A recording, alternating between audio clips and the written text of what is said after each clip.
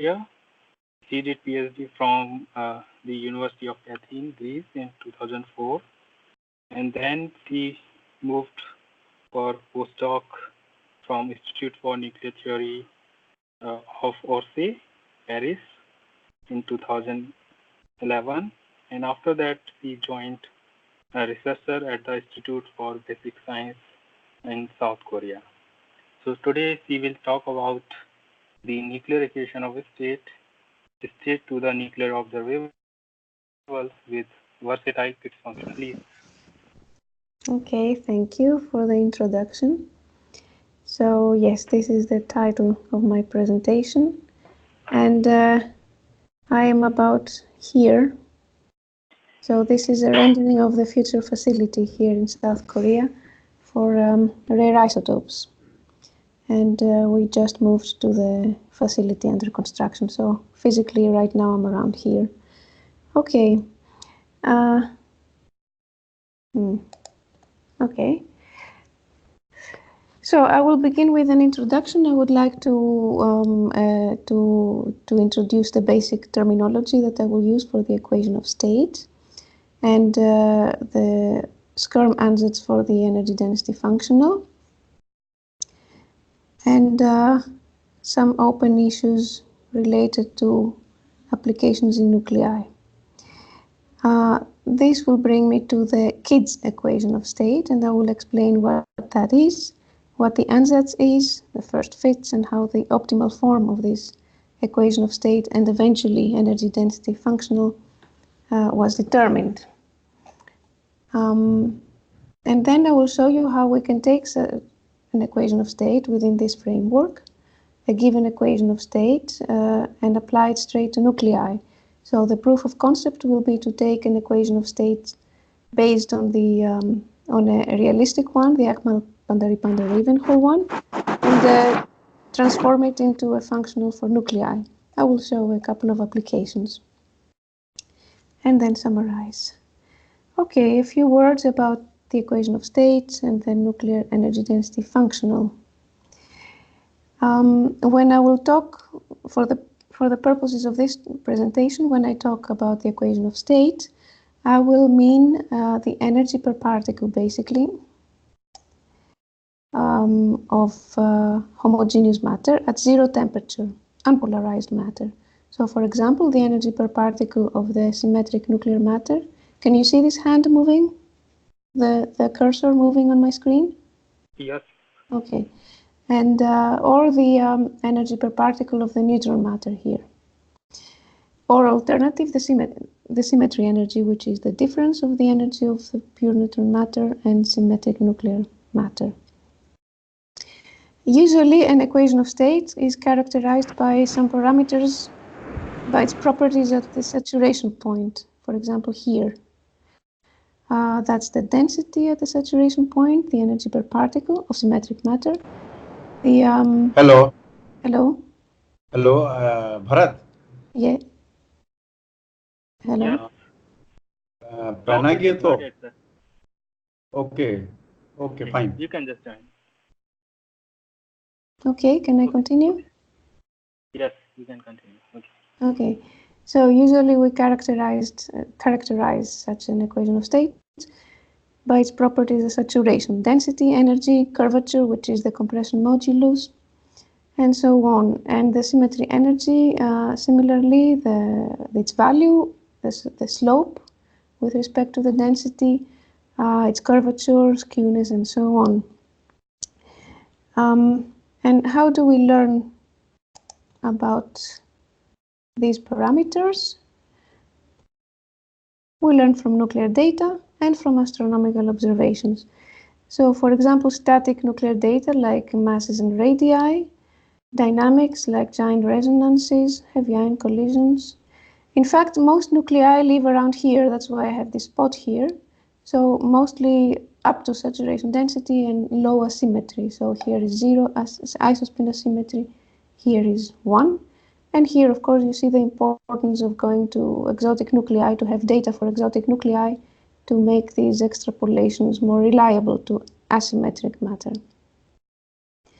And of course, astronomical observations properties of compact stars, mergers, gravitational waves. As we know, the hot topic nowadays is multi-messenger astrophysics, where a number of observations can be combined and then matched with modeling and therefore learning about the equation of state, among other things.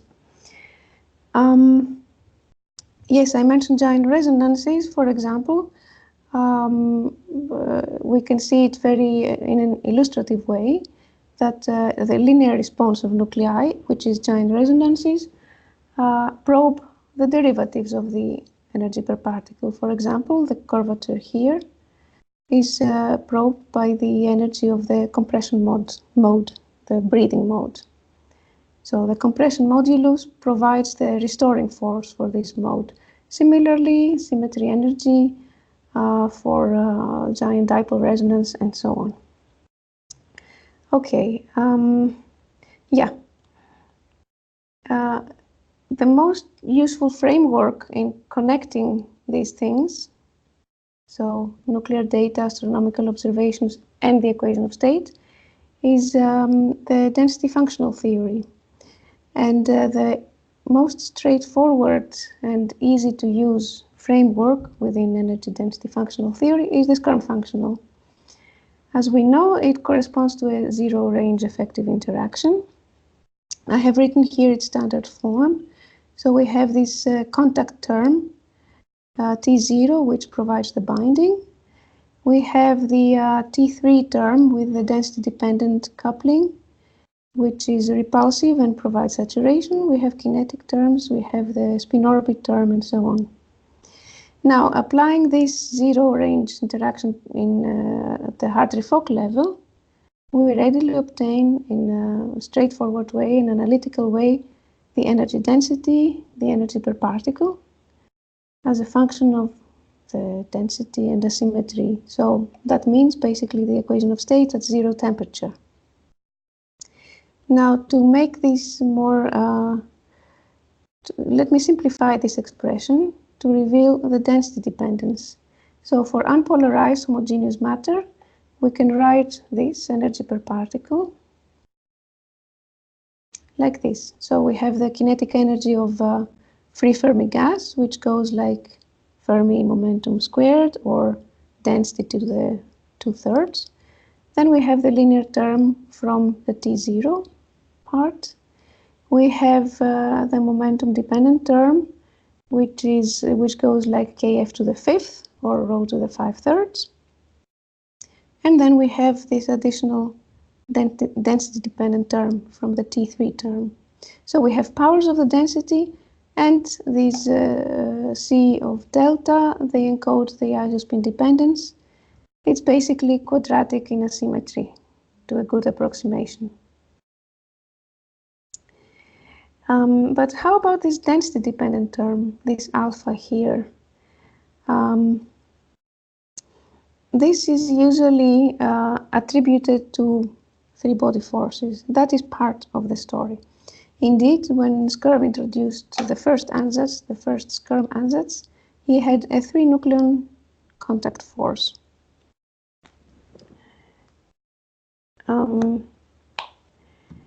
And then it was realized that such a 3-nucleon contact force is equivalent to a density-dependent 2-nucleon force with a linear dependence.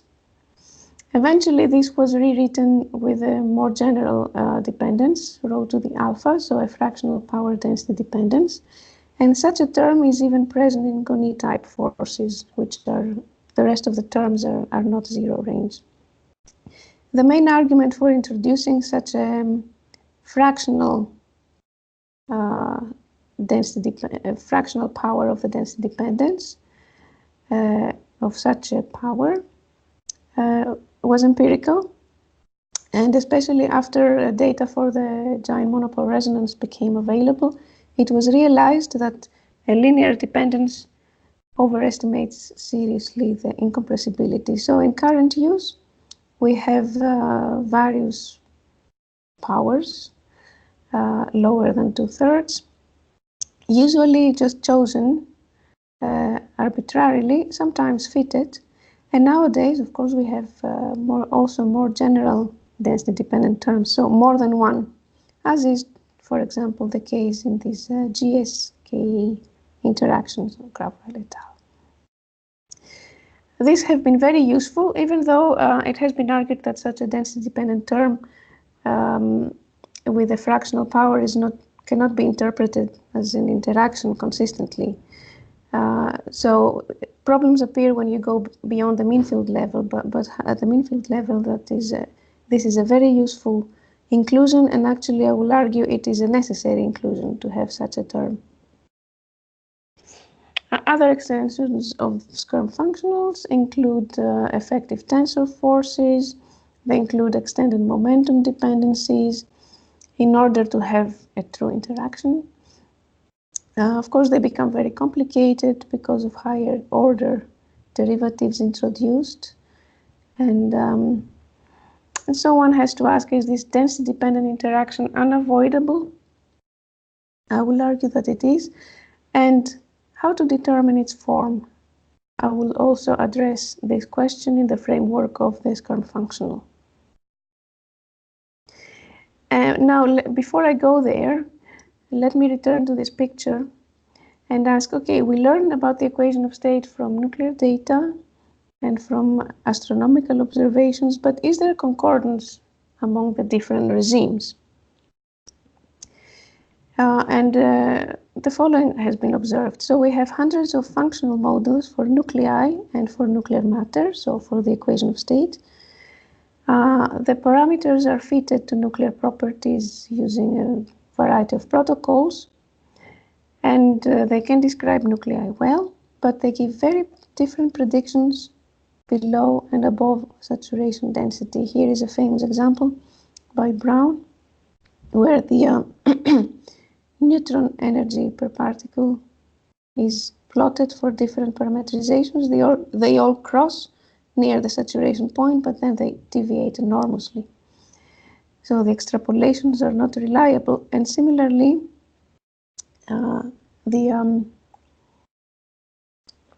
here are very different predictions for the mass-radius relation of neutron stars. So it has been discussed in these papers that from all these functional models, very few can describe simultaneously nuclear matter and finite nuclei. Excuse me. Yes. This crossing in the Brown's paper is at yes. sub-saturation density, right? It is not exactly at 0.16. That's right. That is actually close to 0.1, 0.7 times the rho zero actually. Right. That is in fact the average density in the nucleus, and that's why it comes there. Exactly. Yes. Yes. Okay. Yes, very good. Yes, there are other issues. For example, it has been said that binding energies prefer different values of the effective mass and so on. Nevertheless, if an equation of state is realistic, then by definition, we should be able to reconcile it with nuclear properties. And that has been difficult in the Skyrme framework. So we need a procedure that goes like this. I want to choose an equation of state that I think is realistic, and then test it on nuclei and see what happens if I change the parameters. Such a procedure has been elusive. It doesn't exist, basically. It didn't exist. And all this introduction brings me to the kids equation of states, Ansatz, and then the kids functional. So who are kids? Kids is an acronym. Korea-IBS, that's my institute. Daegu, where Jang Ho-hyun is, and also later collaborators, and Sungkyunkwan University. So it was based on the locale of the initial collaborators. Now we've been adding people, mostly from Korea, but not only. I had a master's student last year from Athens. So this is kids. The ansatz for the kids equation of state is like this. So very simple. You have again the free Fermi gas kinetic energy, and then you have powers of the density to the 1/3. And initially, I can assume a quadratic dependence. I don't have to keep this later, but initially I will assume, to a good approximation, a quadratic dependence of Ci of delta. So it's each one of them is a constant plus a quadratic term in the asymmetry. Now you can notice that this is very simple. Everything comes analytical. So if I have this parameterization for symmetric nuclear matter and pure neutron matter, so if I have these parameters, I can obtain analytically all the parameters of the equation of states at saturation. And vice versa, because these alphas and betas are linear combinations of the EOS parameters. If you give me these, I can determine these analytically. So we solve simple algebraic equations. Here are some examples. K-sim, for example, is a linear combination of beta I, and then if I have all these, if I have 4 equation of state parameters here, I can determine 4 betas here, and so on. So it's simple algebraic systems. Everything is analytical, and then I have the full equation of state. And I also have these parameters. Now, at this point, you can ask 2 legitimate questions. First of all, why did I write these? Why did I write powers to the 1/3 and only 4 of them, or 4 of them? Why not other powers, or why 4? And what is the difference with Skyrme? Because Skyrme, as we saw, also can be written like this, but with 3 terms, not 4. I will discuss all these next. So I will first discuss the motivation for this particular ansatz and how it was determined and how the parameters, the first initial parameters are determined, and then how Skyrme, how the functional is determined, to answer the second question. Okay, so let's take a textbook example. This is from Fetter and Walecka. It's based on Bruckner theory for an interacting fermion system. So you start with a simplified form of a realistic potential. You have the attractive part, and you have the strong repulsive core. That resembles the realistic potential. Then you do the Bruckner machinery, and you calculate the energy of nuclear matter, and what you find, in fact, you can find it here, is indeed a converging expansion with respect to powers of Kf, of the Fermi momentum, which of course are powers of rho to the 1/3. And notice that I get all these powers even in the absence of 3 nuclear forces. So this is with a 2 nuclear force. So this tells you already that such powers and such density-dependent terms, in the case of Skyrme, arise somehow from correlations. So they absorb correlations, which are necessary even when you have only 2 nuclear interactions. So this is one clue already as to why to choose powers of Kf, or rho to the 1/3. Then you can also look at an effective field theory for very dilute Fermi systems. So here you have the energy per particle for an interacting very dilute Fermi system. Here are the scattering lengths, AES. And again, you have powers of Kf. You also have a logarithmic term in this case at a higher order. Again, you have powers of Kf essentially and some logarithmic term. Of course, you might argue that nuclear matter is not dilute. So how can I get a converging expansion in Kf? Although I cannot prove this rigorously, I can offer some arguments. So you can say that the saturation density of nuclear matter is low with respect to boson exchange range, an effective boson exchange range. So if you accept that the 1 pion exchange expectation value is vanishes, integrates out, then the next boson is rho, and then you have indeed corresponding to some effective range of 4 Fermi to the -1, which is much higher than the average distance of nucleons.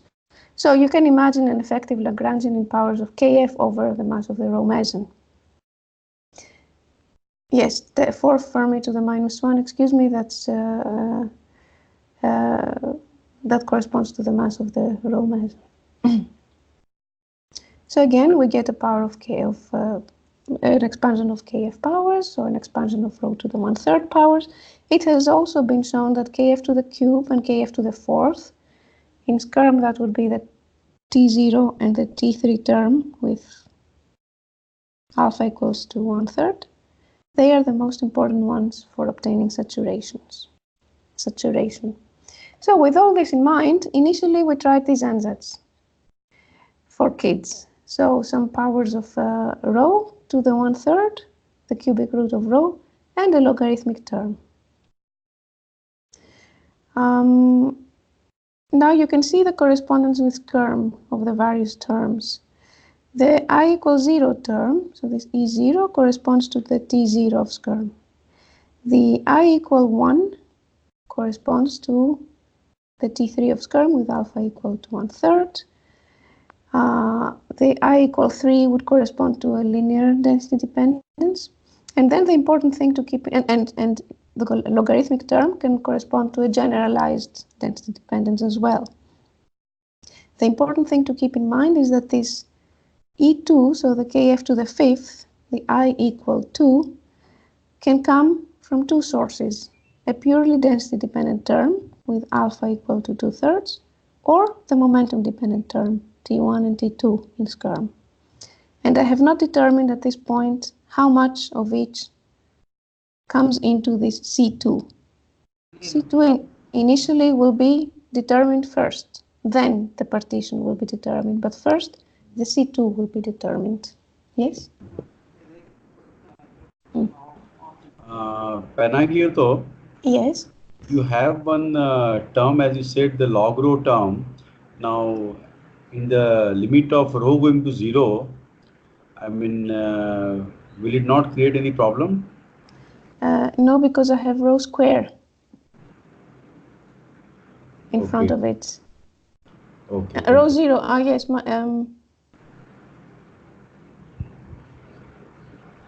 I have an answer to that, but it doesn't come. Okay. Yeah, I think it is the rho square will kill it at 0. Oh. Okay. And this rho square is from this form.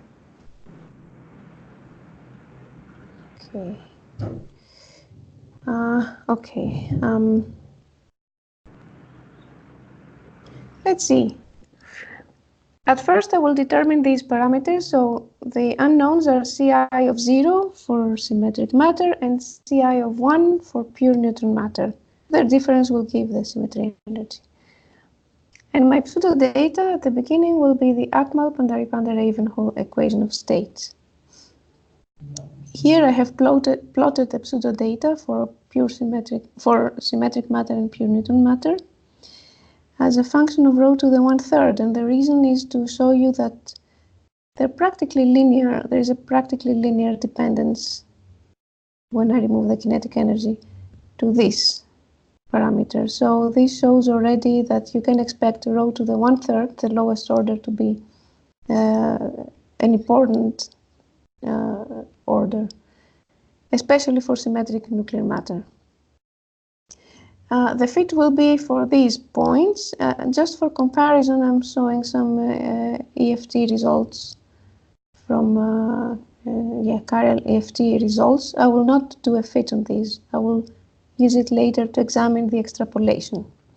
So the cost function is simply the difference of what I calculate from these data, and by varying this beta parameter, I can also, if I want, introduce more weight to the low density regime. The main reason being to avoid contamination of a kink here at higher density related to a phase transition. Okay, so at first I have, as you see, 5 terms, 4 plus 1. So 5 terms for symmetric, 5 for nuclear matter. And I will do all kinds of fits. Only 1 term, only 2, up to 5. That gives me 31 total combinations. 31 for symmetric matter and 31 for pure neutron matter. And I will examine if there is saturation of the fits. If I'm doing overfitting at some point, I will examine which combinations give me the best fit. Should I choose lowest order or maybe higher order? Such analysis. I will not present many technicalities. I will just focus on the conclusions. So if I use only two terms, so this is only the C0 and the C1, C0 and C2, and so on. I observe that a combination of low-order terms, for example 0, 1, gives me better fits than a combination of higher-order terms, for example 0, 3, or 2, 3, or 1, 3, and so on, especially for symmetric matter. Sometimes in pure neutron matter things are reversed with respect to 1 and 2, but the general trend remains the same. Again, in this case, for three terms. Generally, replacing the power 1, so 0, C1 with C3, gives me higher He square. So that gives me a hint that lower order terms are more important, so maybe I have a converging expansion. Yes, for pure neutron matter, things are less simple. In that the k equal 3 term sometimes appears more efficient than the k equal 1. That is to some extent an open question. However, in any case, we observe saturation of the fits at 3 terms for symmetric nuclear matter and at 4 terms for pure neutron matter. A statistical analysis, more on which you can find here, showed that if I include higher number of terms, that could lead to overfitting, and I don't want that. I want to have the most important robust parameters and a sufficient number of them. Also, another hint is that if I replace the 4th term, so linear density dependence, with any other, the results are similar. So the fits are not very sensitive to this term. So that is again a hint that the fits saturate at that point. I don't need more terms. Therefore, 4 terms. Let us look at some values. This beta, as I said earlier, has to do with the weight of the fit. The more reliable fit, I think, being this one. Yes? What are your fit data? The Akmal-Pandharipande-Ravenhall points. Equation of state. These. Okay, so you are fitting the equation of state of the APR US. Yes. Okay. So you are not taking into any, finite nuclear data into the fit? Not at this point. Okay, not at this point. Okay, fine. No, fine. only this, only the equation of state. Okay, and this is what we get. Of course, we already fitted to a good equation of state, so if I calculate the parameters, they're pretty reasonable. You can see that the C0 term is pretty robust for both symmetric matter and pure neutron matter, and to a large extent C1 also. Now I can do another game. I can say, okay, I want to refine my symmetric nuclear matter. I want to use 0.16 for the density and minus 16 for the energy and 240 MeV for the compression modulus. And when I do that, and if I also adjust the effective mass, I get these parameters. If I don't care about the effective mass, then I have to remove, I can set the C3 to 0. Then I set free the effective mass, I don't know about it. Then I get these. So again, you see that the C0 and C1 are very robust. And that C3 varies a lot, has little, so we needed to refine the fits, but its value is quite sloppy. It is a useful parameter in any case. Okay, so this is what I will call adjusted to. Adjusted because I adjusted the symmetric nuclear matter. So I will not consider the C3 for symmetric nuclear matter. That will be set to 0 because it's unimportant, but I will need it for pure neutron matter. What do I get? with such fits. Here you see the fit results.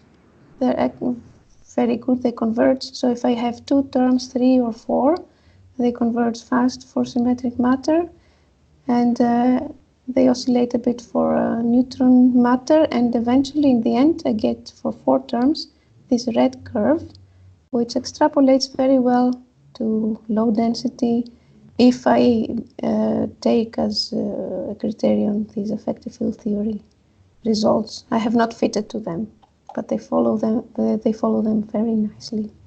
You can also see the practically linear dependence again of so the importance of the rho to doing 1/3. Is there a power hierarchy? Well, we can see it also in this way. The energy coming from each term with respect to the total. This is the lowest order term, the second lowest, the third, the fourth for symmetric nuclear matter. Clearly, there is a convergent expansion and a hierarchy of terms within a large density range. This is very large. For pure neutron matter, things are not so clear, so it would be interesting to examine this thoroughly in the framework of some effective field theory to see what's going on.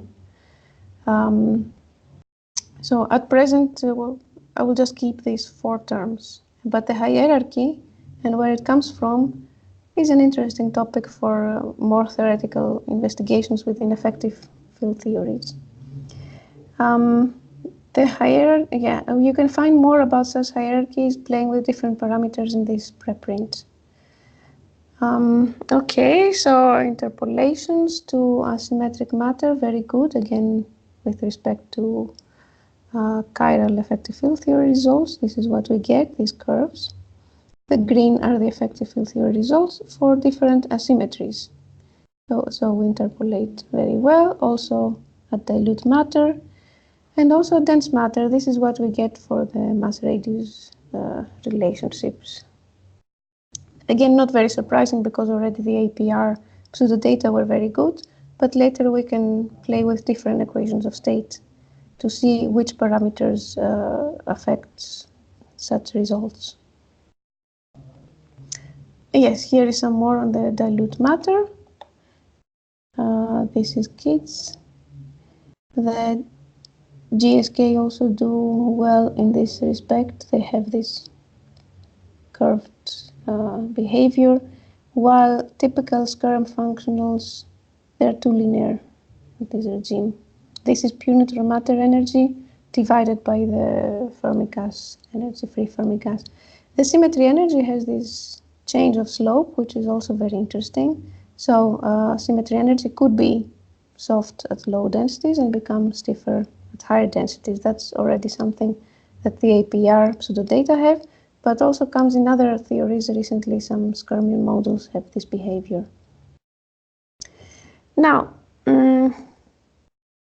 so let me show you my baseline equation of state, which will serve in later applications. I have set, I remind you, rho 0 to 0.16, E0 minus 16, K0 to 140 MeV.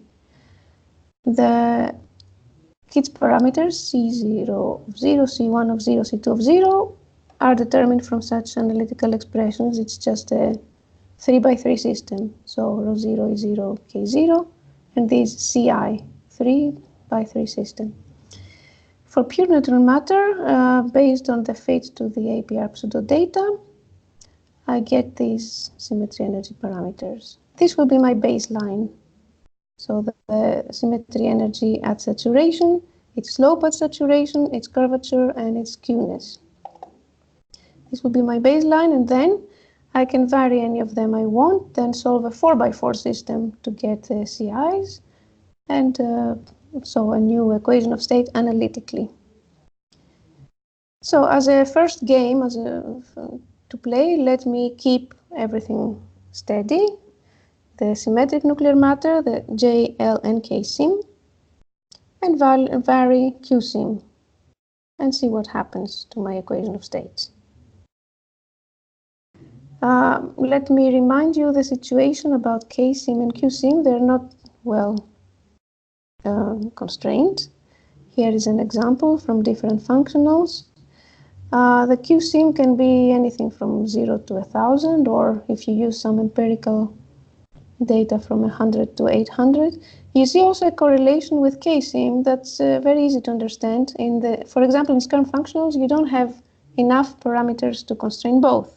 Once you constrain K-sim and everything else, Q-sim is given, so there is a correlation. But still, there is a large spread. So let me keep everything steady and vary Q-sim. Here is the pressure of neutron matter. Here is my baseline. Here are some variations around it, and then if I go to too low Q-sim, I get instabilities and no solution for the TOV equations. So that's already that already excludes, in this case, very low Q-sim. Can you please repeat your statement about this K-sim? I could not follow it. You mean the correlations? Yes, correlations. Yes, so in Skyrme you have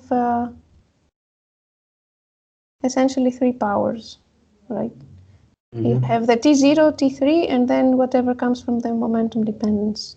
Exactly, yes. So you can constrain the rho 0 is 0, K0, and then you can constrain, you can fit, let's say, you can constrain J, L, and K sim.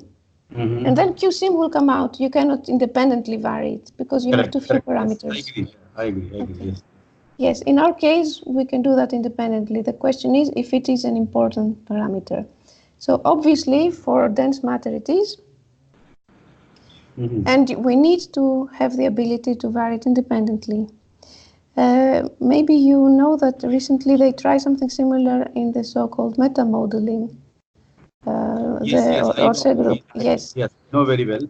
But yes. I mean, I have a point here that if you vary the K-sim independently of J and L, yes. you can choose a function, you can vary all these quantity J, L, and K-sim independently. Yes. But I do not know whether the finite nuclei data will like it. Yes, that is something we want to check, and we can do it. And we can do it with this functional. While with the meta modeling, it's difficult to do. Exactly. Why I'm saying this, that recently we published a paper, and there we showed that the K-sim is very strongly correlated to 3 times J minus L. Okay, so it is not, if you plot K-sim versus L, you do not see a good correlation. But if you plot K-sim versus 3 times J minus L, and then you see the correlation is, 0.92 or something like that. And that we tested by putting Skyrme and the RMF model together. Okay. And then we got a, equation for the line. And then what we did, we took some realistic model, which was not the part of our correlation study. And then we found that even those models, realistic model, which were not the part of our study, they also followed the same correlation. Okay. So I mean, maybe you can just see this paper. I think maybe published. Maybe last year sometime. This is a PRC rapid communication. Okay, I will certainly look for it. In fact, this meta modeling, group, they basically started from our paper only, and then so you can see. That paper may tell you something about this kind of correlations. Okay. Yeah. Thank you. Yeah. Okay. Yes, I can also vary the K-sim, and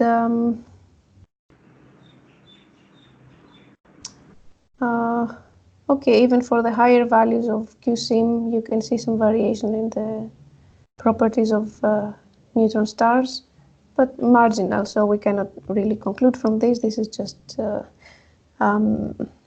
give us an idea of what goes on. But dilute neutron matter is also affected. Here is our baseline, because we are away from the saturation point on the other side now, and it's also affected. And the question is if that would affect finite nuclei. I will continue then with the finite nuclei, where I examine this. So let me now show you how I can get from such an equation of state with these 7 parameters, C0, 1, 2 for symmetric matter and C0, 1, 2, 3 for pure neutron matter. Yes, this is again my baseline. Okay, so I can define a Skyrme functional as usual, except that now I have 3 density-dependent terms. Anyway, any number of density-dependent terms if I have any number here. Okay, this is just a change in notation. I write yi instead of ti times xi. That's trivial. But this is just the minimal form we need for a Skyrme functional. And there is a spin orbit term, of course. Now, you can see here the correspondence with the Kidd's equation of state for homogeneous matter. So these are the terms which are active in homogeneous matter. As I mentioned earlier, the only ambiguity is the rho to the 5/3 term, because it can come from these parts, T1 and T2, or it can come from this part, the T32. What would be the T32? That will have to be determined. So if I match with a Skyrme form, if I match my functional with a Skyrme form, I already get some of the parameters immediately analytically. T0 is straightforward, T0 times x0 is straightforward, and so on. What is not determined is the T1, T2, y1, y2, equivalently x1, x2, and the spin orbit term. Now, if I choose my desired value of the effective mass, if I want to, then I can eliminate 2 unknowns, because the effective mass is determined by these momentum-dependent terms. So in the end, for a given equation of state and having chosen some effective mass, isoscalar and isovector, all I need to determine is 2 independent parameters. So these, but they're not independent, and the spin orbit term. And these I will fit to bulk properties of only 3 nuclei. Calcium 40, calcium 48, and lead-208. So only the energy per particle and the charge radius. These are 6 data. And then I will see what that gives me also for other nuclei. At present, I'm not including pairing. So at present, I will only show closed cell nuclei. Here is what we get for the energy per particle and the charge radius for the shown nuclei. In circles, you see the input data. The different lines, again, the red squares are experimental data, and the different lines correspond to different choices for the effective mass. And what you see is a very good agreement in all cases, even though we didn't fit in all these nuclei, and also that these bulk and static properties are independent of the effective mass that we assumed, which was a very new result. And it comes precisely from our freedom to partition that C2 term, to not put it all in momentum dependence, because then you get nonsense, but to partition it into a density dependence and a momentum dependence. The total C2 remains unchanged. And here are the predictions for the Newton skin thickness. So essentially what I'm showing you here is predictions of our baseline, so essentially the APR equation of state for the Newton skin thickness, based on this machinery. And again, you see largely independence of the effective mass, except maybe for lead-208. That would be interesting to investigate further. So for example, what is the value of binding energy per nucleon for the lead-208? Excuse me? What is the binding energy per nucleon in the case of lead-208 you got? The precise binding energy, I don't have the number. So because sometimes what happens, this at the level of binding energy per nucleon, you may not see the difference, because yes, the total binding energy will be 208 times this. Yes. So you have to be precise within 0.01 MeV or something like that. Yes, that is done. Yes. That is done. Okay. Yes. Okay. Thank you. So that I could say, as I remember, for what you would expect to be more realistic equations of state. Of course, if you deviate from this is apparently a quite good equation of state, but if I deviate substantially, I will not get such good fits, obviously, and that will show me that it is not a realistic equation of state. That will be an indication. So here are some results, for example, for Kohn-Sham 60 as another prediction, energy per particle and charge radius.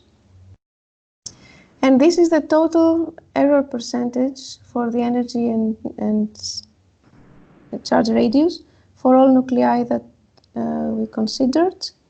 And they are comparable with other functionals.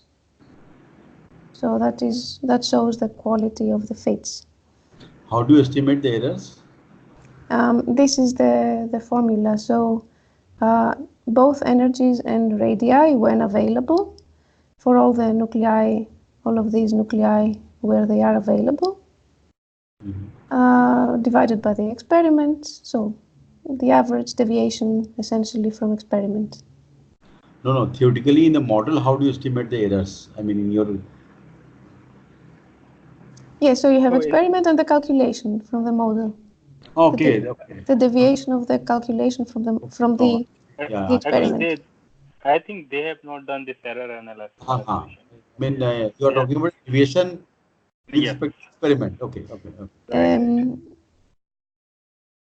Okay, please go ahead. No problem. Go ahead. Yeah. Here you see, of course, I said many things are independent of the effective mass, as you can also see here, all these predictions. These are static bulk properties. Then if you look to spectroscopic properties or even dynamic giant resonance properties and so on, the effective mass could play a role. I could show you the single particle levels of lead 208, and there you see, of course, some variation. And as you expect, for the high effective masses, the spectra are denser. For the low effective masses, they are more spread. That is expected. And these are other models with comparison to experiment. This is again the average deviation from experiment for these levels shown here for all these models. So they are comparable to other, for example, UNEDF has been fitted to levels. That's why it's so good. But even ours are comparable with such, even though they have not been fitted to these levels. And another static property essentially is the dipole polarizability of nickel-68. That's the inverse energy sum rule of the photoresponse. Here you see some data. Here you see calculations within continuum RPA for different kids' parameterizations. Again, the baseline with different effective mass. This is the running sum. That's the final result for the compressibility, for the polarizability. And again, you see a very nice behavior. And even the datum is reproduced. Okay.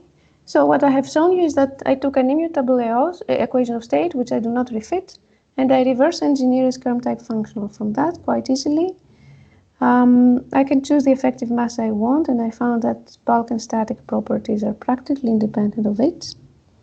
So we can play many games now, and we can also vary the effective mass and see how relevant it is for dynamics. Let me come back at this point to the questions I asked earlier. So earlier I had asked why 4 powers of rho to the I3rd in this ansatz.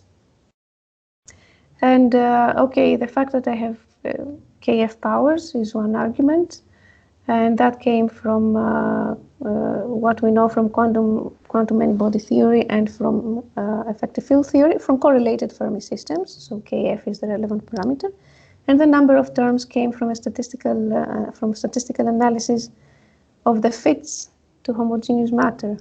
But recently we did a similar analysis. We did an analysis also of nuclear data. So if I change the number of parameters, do I get better fits to nuclear data? And we reached the same conclusion. We need 3 terms for symmetric nuclear matter and four for neutron matter. So you can find more on this in this preprint. The other question was, what is the difference with Skyrme? Okay, we have 4 terms, so that gives us more flexibility, as I argued earlier. We can vary more equation of state parameters, and also important is that the rho to the 5/3 is that term comes both from a density dependent term and from a momentum dependent term. We are free to choose the effective mass. The important thing is that the total remains the same. So we don't need to adjust the input equation of state, and we can vary it at will. And as long as it remains near realistic, we can get a very good description of ground state properties. And then we can explore what happens to other properties like giant resonances. So let me continue with an exploration and finish with an exploration of symmetry energy parameters. Also some exploration of the compressibility is in progress, but it was not mature enough to present right now. So let me continue with the skewness first, and then show some results about the slope.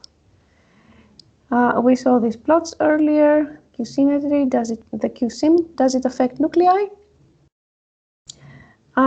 Actually, if you look at the energy per particle and the charge radius, same nuclei as before, you can say very little, and so it is not surprising that Q-sim cannot be easily constrained from such data.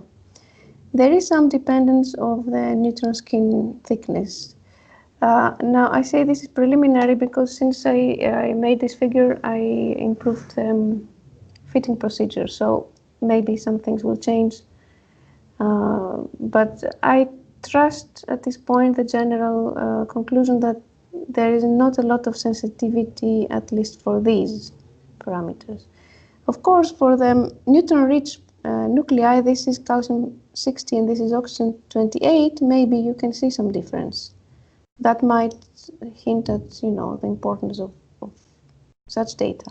But we'll see. This is very premature to discuss, further. Let me now show you what I can do if I vary the slope parameter, L. Here you see the distribution, the proton density distribution of lead to OH, the neutron end of T132. If I vary L from 30 to 40 to 50 to 60, all else the same, I get a different neutron skin thickness coming from a different neutron radius, of course, because I have fitted the charge radius. So, and it's smooth and it's monotonic. That is a very clean result. And the same for T132. This is how it varies as I go from, as I vary the L parameter. And then I can look at the photo response, or the giant dipole resonance essentially. This is T132 for the low L and the high L. And you see the shift to lower energies. Again, in a monotonic way, in a smooth way. So this gives us the possibility to really study systematically the effect of L and any other parameter we think is relevant. When you vary the value of L, rest everything remains fixed? The what? When you change the value of L, rest everything is fixed? Everything else is fixed. But you know, this may be a little bit, problematic, because if you change the L, for example, let's say I take lead nucleus, and if I keep everything fixed and change the value of only L, then for different L, my binding energy will change. My binding energy of lead will not remain fixed. That means I am comparing the different model which have different, quality of the binding energy.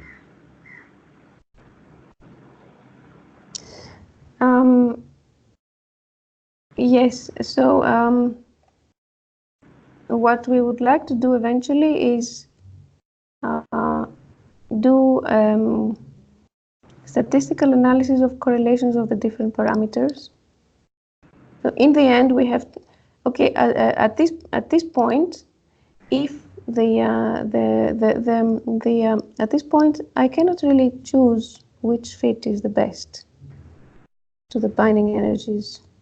No, I agree. But see, normally what happens that when we are, doing any kind of analysis, pertaining to correlations, then we take basically the models.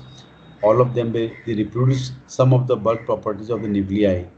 So if I just keep all of them fixed and vary only one parameter, then basically, and if I go back and look into binding energies, you will see binding energy will start deviating from the experimental value.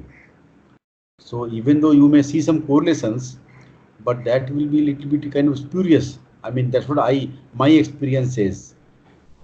Let me clarify. When I change the L, I have to do again the fit to nuclei, which means a new spin orbit splitting, new momentum dependent parameters. That also means new surface properties. So even though homogeneous matter, the L will change. Much of that is absorbed in what else I fit. If you change only L and keep everything fixed, that means like when I say I keep everything fixed, I mean the equation of state parameters, not the others, the momentum dependence, the surface parameters, which are coming from T1, T2. So I would have eventually to check correlations among such parameters. Yeah, the best thing would be but if the surface is flat of the cost function, if the surface is pretty flat in this regime, then I cannot say which one is better. So I do not know at this point if this is a more realistic than that. Okay. Okay. Let me show you. Okay, I can kind of say that the lower L, if I judge from the giant hyperresonance of lead, maybe it's more realistic. But anyway, I agree there are many things to do. But if, as I said, if the cost function is almost flat, I cannot yet conclude either way. Okay. Okay. Yes. Hi, go ahead. Yes. So here are some rules. Running sum of the fraction of the TRK, sum rule, and the dipole polarizability. And there are no surprises. So the TRK fraction, the total, depends on the enhancement factor and not on L. So for different L, here for example, the two different colors are different L, I get the same result. See the insensitivity. And then the dipole polarizability depends on L, but not the enhancement factor. That is also a very clean result. So here, these are the same enhancement factor.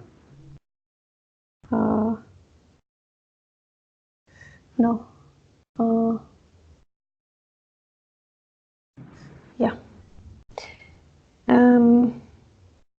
And different, the same L and different enhancement factor, yes.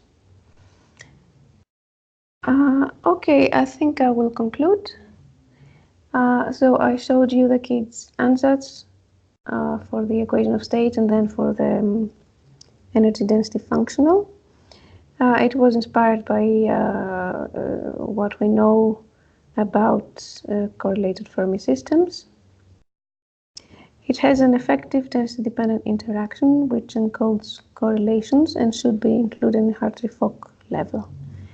I showed you that given an equation of state, it can be transposed easily into a functional for nuclei, so we can get a Skyrme functional by reverse engineering and test it immediately on nuclei, and then one can check the fits, and if the fits are much worse, then the equation of state is not realistic. It's simple as that. And it is also, in the beginning, effective mass agnostic. So when you determine the equation of state, you have not yet determined the effective mass. You can do that later, or for bulk properties, you can even not care. Eventually, maybe it will be determined to be this value. I showed you that we can vary equation of state parameters independently, until, of course, as we discuss, we find the real equation of state that really gives the lowest, the minimum of the chi-square surface.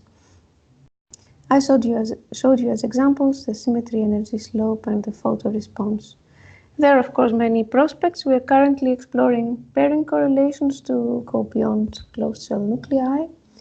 One can also consider polarized matter, so we could start again with pseudodata if we have ab initio calculations for polarized matter, for example. We could start from that. One can do similar games like with the meta-modeling, change various parameters and examine what happens to compact star properties. And eventually, what we're doing is we're searching for the real equation of state, because in the end, there is one equation of state. So we hope to constrain to reach that even closer, to get even closer. So, okay, thank you. Thanks for. So now the session for discussion. Did you check your US for the maximum mass? Of the neutron star, you mean? Yes. Yes, it's close to 2. Close to? Close to 2. Okay. So it's just above, so here you see them. This is the near, close to the baseline. The baseline gives gives just above 2, so really in the constraints.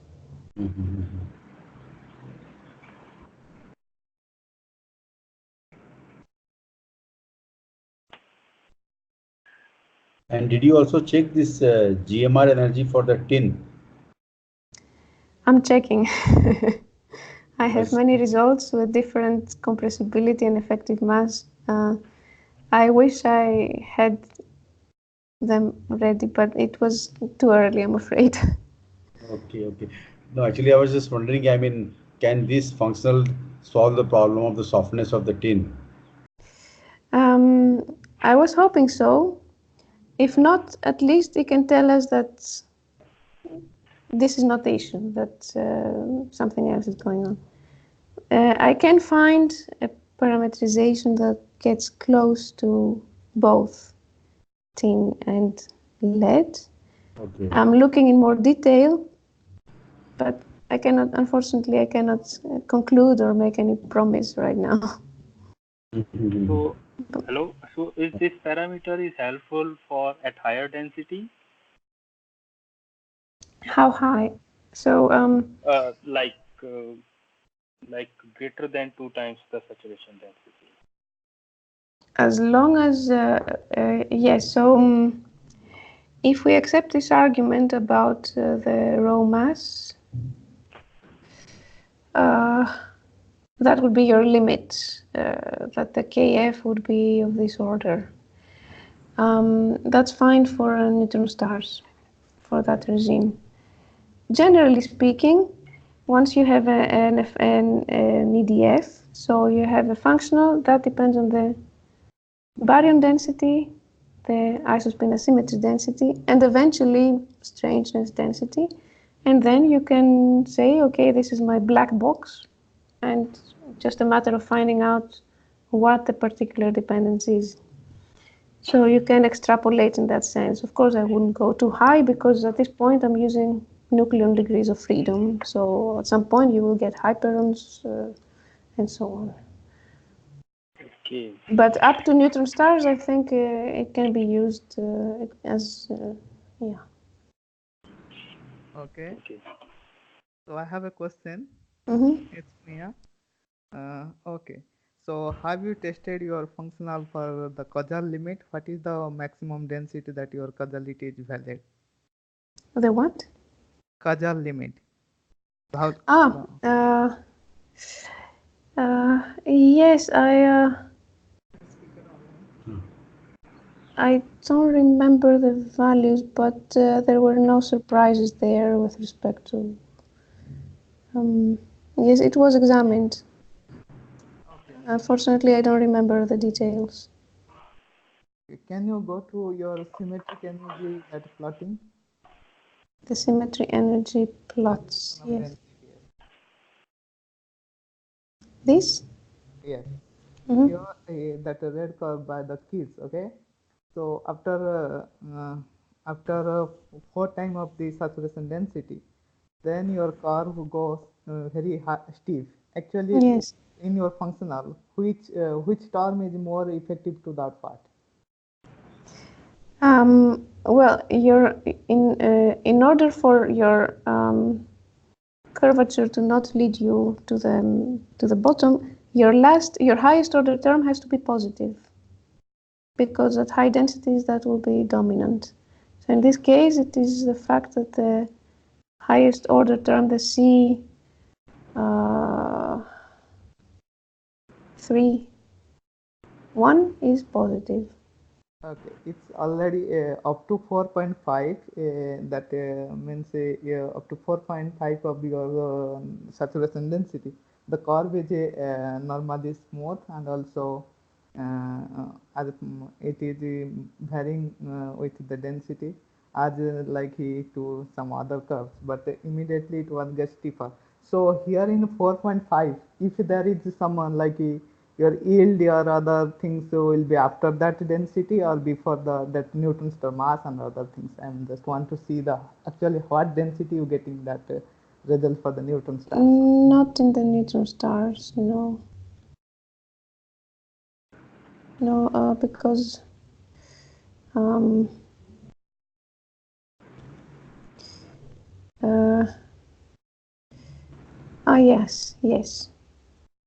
yes, you can probe that. Okay. Close, yes. Okay. Because if your central density is 0.9, yeah. Okay. Thank you. Please go to the figure on symmetry energy versus baryon density again. Yeah. Okay. So there in your case, the kids after the I think 4 times saturation density, the symmetry energy going up, like which means that this is as you are comparing with APR data, all these things, the 3-body forces. With what? So you are mostly comparing your calculation with APR equation of state, right? Or you have fitted mostly APR equation of. This came from the fact. This is close to the APR equation of state, not exactly, Yes. but close. Yes. So, as you heard about this argon potential, all these things. Yes. Argon, AB. Yes, AV, it is based AVI. on that. It is based on that. Yes. Yes. So, if you see this Ringa paper, Ringa paper in 1988, in Figure 8. So, in that paper, they have showed that. After the 4 times saturation density, the curve going down, not going up. In your case, it is going up. Actually, Similar. no, I think it goes up. No, I have already opened this paper. It was showing that it should be going down. Of the symmetry energy? Yes. Are you sure? Yes.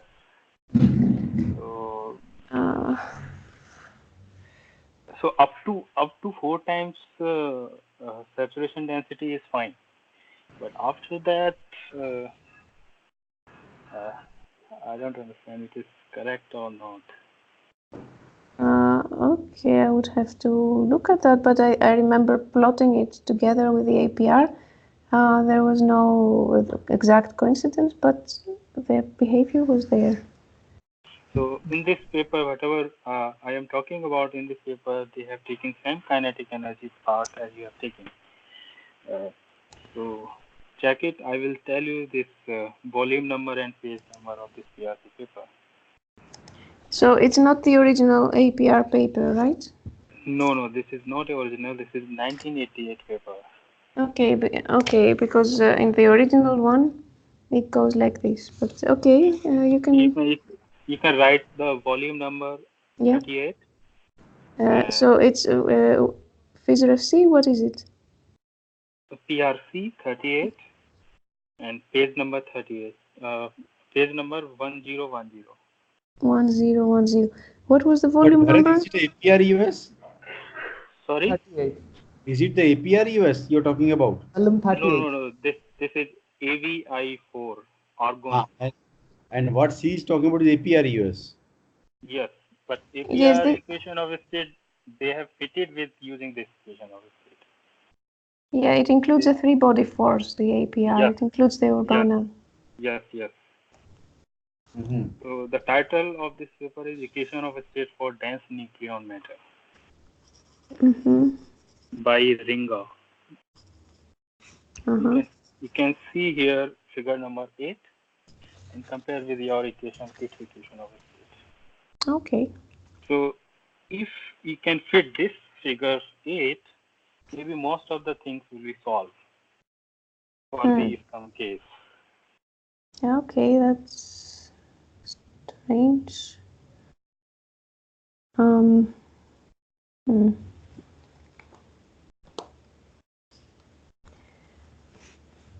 The similar problem in RMF case, none of the equation of a state parameter has satisfied this figure 8 data in this ERC at higher density.